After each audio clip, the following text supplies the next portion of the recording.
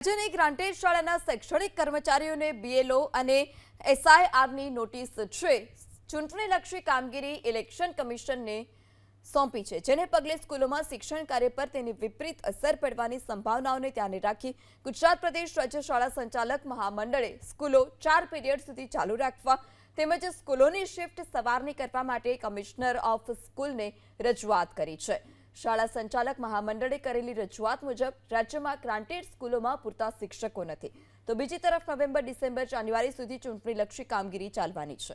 પરિણામે આ સમયગાળા દરમિયાન તમામ સ્કૂલોની શિફ્ટ સવારની કરવામાં આવે.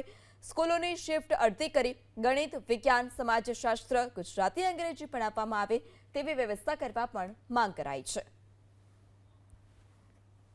અમારા ત્યાં એક બાજુ શિક્ષકોની કમી છે, અમારે ઘટ છે, અમારી પાસે પૂરતા શિક્ષકો નથી. અમારે 10નો સ્ટાફ હોય નિયમ મુજબ તો માંડ 4 કે 5 શિક્ષકો હોય ને 4 બીએલઓ હોય.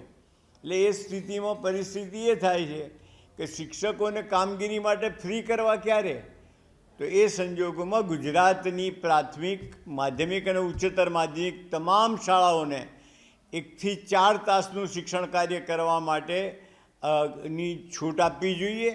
અને પહેલા 4 તાસમાં ફક્ત ગણિત, વિજ્ઞાન, સમાજશાસ્ત્ર અને પ્રથમ ભાષા ગુજરાતી મીડિયમમાં ગુજરાતી અને ઇંગ્લિશ મીડિયમમાં ઇંગ્લિશ ભણાવવા માટે સરકારે, બોર્ડે અને પ્રાથમિક શિક્ષણ નિયામકે જીઆર કરવો જોઈએ, પરિપત્ર કરવો જોઈએ, સૂચનાઓ આપવી.